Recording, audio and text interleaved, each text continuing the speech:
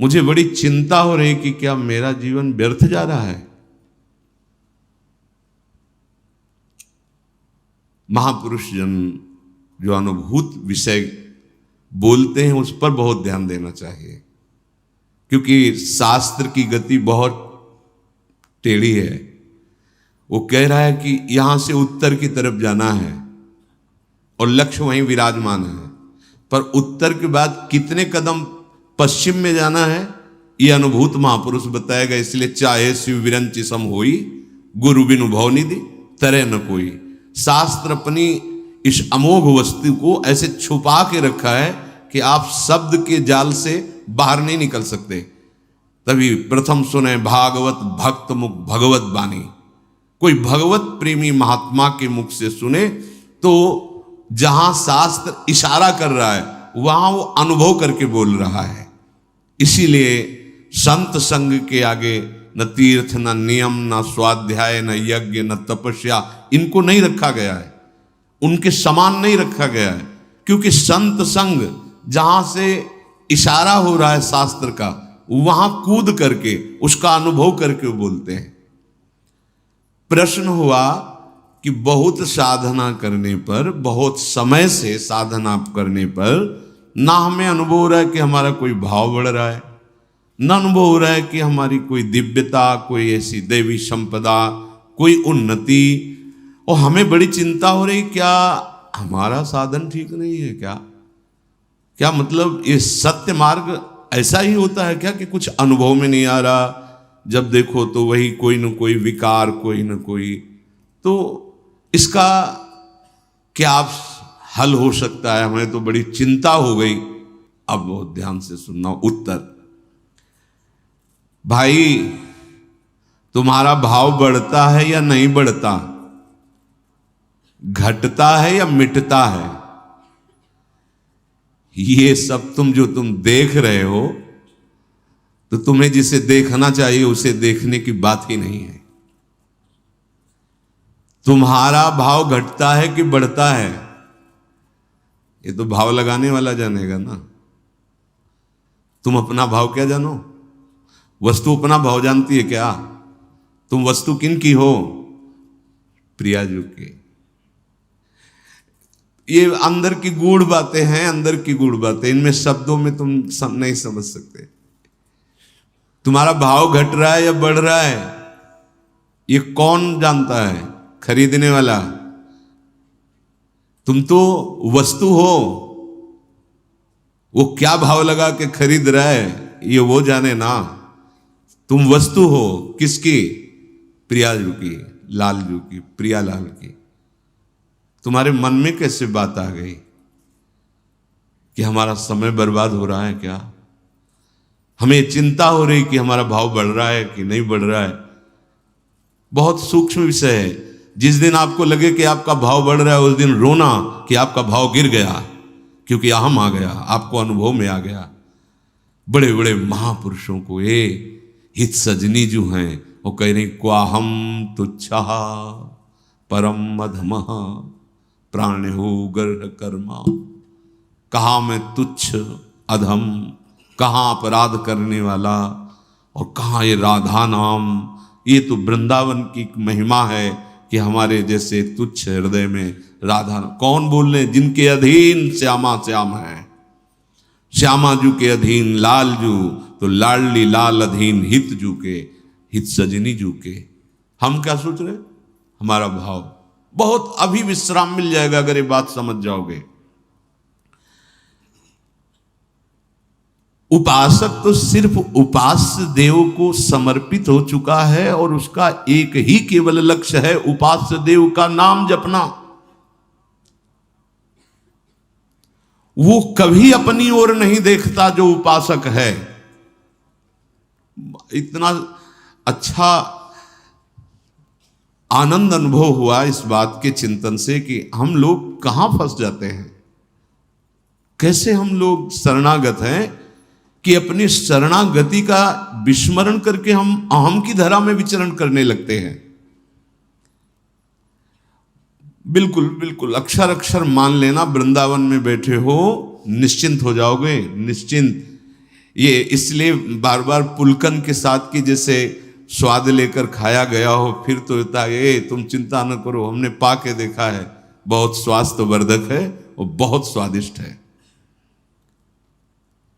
अपनी ओर देखना, अपनी चिंता करना और समर्पण का भाव दिखाना, क्या ये नाटक या दंभ नहीं है? बहुत सुलझ कर यही हमारा जीवन है।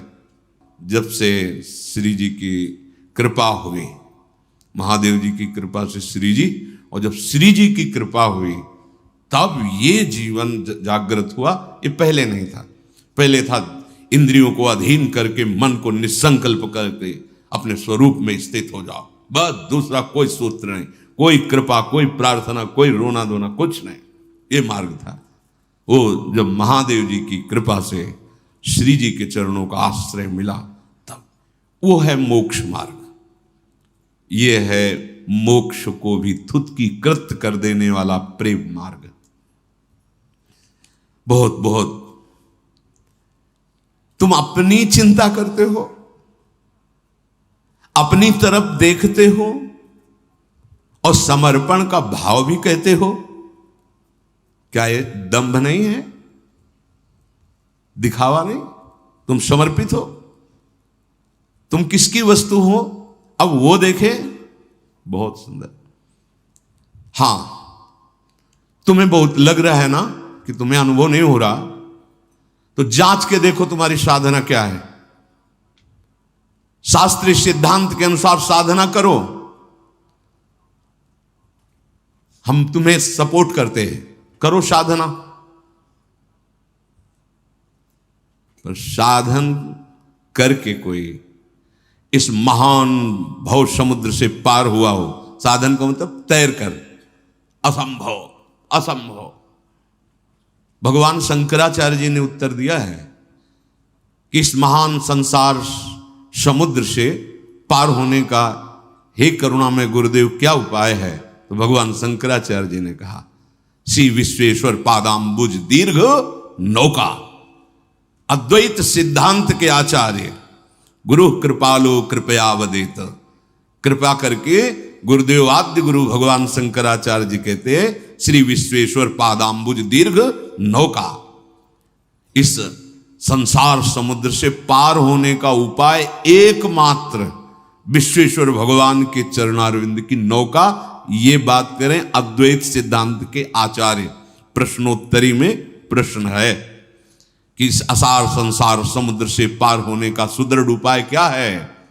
तो गुरु कृपालो कृपया वदेत, श्री विश्वेश्वर पादाम्बुज दीर्घ नौका। दीर्घ शब्द पूरा विश्व बैठ जाए तो भी खाली ही रहेगी, ऐसी नौका है हमारे विश्वेश्वर भगवान श्री हरि श्री हर, इनके चरणारविंद। यदि तुम तैरने में बहुत कुशल हो तो फिर तुम्हारा प्रश्न कैसे हुआ कि भाव नहीं बढ़ रहा, हमें कुछ लाभ नहीं मिला? इसका मतलब तुम अच्छे तैराक नहीं हो। और परिणाम में बता दें, इसमें अच्छे से अच्छे तैराक भी इस भव समुद्र को पार नहीं कर पाते, क्योंकि जिनका भव समुद्र वो कह रहे हैं, मामे वे प्रपद्यन्ते माया मेताम तरंतिते। एकमात्र मेरे चरणारविंद हैं, जिनका तुम आश्रय ले लो तो भव समुद्र से पार हो जाओगे, नहीं तो दैवी हेषा गुणमयी मम माया दुरतया। अब बात करते हैं तुम्हारे भाव बढ़ने की। तुम्हें नाव मिल गई है, नाव। श्री हरिवंश प्रताप से नाव मिल गई है। नाव क्या है? नाम। और इस नौका का खेवक कौन है? स्वयं आप, नामी वही गुरुदेव हैं। आप तो बस चुपचाप नाव में बैठ गए और तरंगों का आनंद लेते हुए सुखपूर्वक भव समुद्र से पार हो गए। राधा श्री हरिवंश प्रताप। हम ये नाव ना ढूंढ पाते और ना इस पे बैठ पाते। इसमें प्रताप उदय हुआ आचार्य देव का, गुरुदेव का, इष्ट देव का। वो मुझे घसीट के लाए भव समुद्र से और इस नाव का परिचय कराया, नाव में बैठा दिया। नाव क्या पहले समझ लीजिए, नाम, नाम नौका। अगर आप नाम नहीं जप रहे तो आप नौका में नहीं बैठे हैं। नाम नौका और निजु खेवक, ये इस भव समुद्र के बहुत ही प्रवीण पार करने वाले केवट हैं सदगुरुदेव आचार्य आराध्य देव। जो नाम रूपी नौका में बैठा वही श्री हरिवंश प्रताप, जिसमें भगवत प्रताप उदय हुआ, वही इस नौका पे नहीं। बहुत से अपने बाहुओं का बल रखने वाले कूद पड़े तैरने के लिए, और ब्रह्मा जी कहते हैं हमने बहुत ऊंचाई पर जाके भ्रष्ट होते देखा है, अर्थात डूबते देखा है। अब नाव में बैठने वाला अगर हाथ पैर चलावे और बार बार ये चिल्ला चिल्ला करके कहे इधर से नहीं इधर से ले चलो, हमें लगता है ये अच्छा मार्ग, फंसा मत देना, और तो नाविक क्या करेगा? नाव खड़ी करेगा, उतरो, तैर के जाओ, जाओ स्वयं तैर करके कूदो इसमें से, बाहर निकलो, चलो। जब तुम्हें इतना विश्वास नहीं है कि ये नाविक पार कर देगा, इतना विश्वास नहीं है कि ये बहुतों को पार कर दिया है, तो तुम बैठे क्यों नाव में? तैर के जाओ ना, जितेंद्रीय बनो, साधन चतुष्टय धारण करके ज्ञान के द्वारा इस भव समुद्र को पार करो। कोई बिरला जो निर्विघ्न पंथ, वो भी जो आचार्य स्वयं है, वो भी हरिवंश महाप्रभु चंद तो प्रेम के जैसे आचार्य, ऐसे अद्वैत ब्रह्म ज्ञान के आचार्य भगवान शंकर। और उनके ध्यान का विषय जानते हो क्या है? बड़ा गुप्त है। अपने सखाओं के साथ भगवान जो वन में बाल भोग पा रहे हैं ना, वो भगवान शंकर के ध्यान का विषय है, भगवान शंकराचार्य के ध्यान का विषय। स्वाध्याय में पढ़ा था।